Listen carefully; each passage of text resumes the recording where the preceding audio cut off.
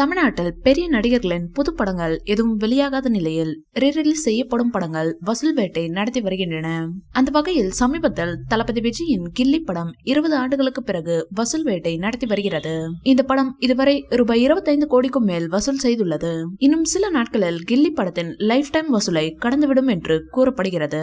இந்நிலையில் நடிகர் அஜித்தின் பிறந்த நாளை முன்னிட்டு இன்று தீனா திரைப்படம் ரீரிலீஸ் செய்யப்பட்டது. இந்த படத்தை அஜித் ரசிகர்கள் பேனருக்கு மாலை அணிவித்தும் நடனமாடியும் கொண்டாடி தீர்த்து வருகின்றனர். அந்த வகையில் பல திரையரங்கில் அஜித் ரசிகர்கள் பட்டாசு வெடித்து கொண்டாடி வருகின்றனர். சென்னையில் உள்ள ரோகிணி திரையரங்கில் படம் பார்க்க வந்த அஜித் ரசிகர்கள் சிலர் தியேட்டருக்கு உள்ளேயே பட்டாசு வெடித்தனர். எனினும் அதிர்ஷ்டவசமாக இதில் யாருக்கும் காயம் ஏற்படவில்லை.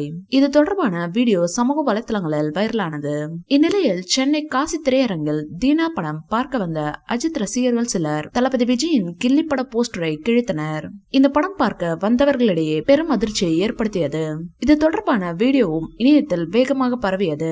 பலரும் அஜித் ரசிகர்களின் செயலுக்கு கண்டனம் தெரிவித்து வருகின்றனர். இந்த சூழலில் கில்லி பட போஸ்டர் கிழிக்கப்பட்ட விவகாரத்தில் தியேட்டர் மேலாளர் ராம்ராஜ் காவல்துறையில் புகார் அளித்திருந்தார். இந்த புகாரின் பேரில் அஜித் ரசிகர் எபினேஷ் என்பவர் கைது செய்யப்பட்டுள்ளார். பொது சொத்துக்கு சேதம் விளைவித்தல், ஆபாசமாக பேசுதல் ஆகிய பிரிவுகளின் கீழ் எம்ஜிஆர் நகர் போலீசார் அஜித் ரசிகரை கைது செய்துள்ளனர். இந்த வீடியோ பிடிச்சிருந்தா லைக் பண்ணுங்க, ஷேர் பண்ணுங்க. மேலும் விஜய் சார் பற்றிய தகவல்களுக்கு எங்க சேனலை சப்ஸ்கிரைப் பண்ணுங்க.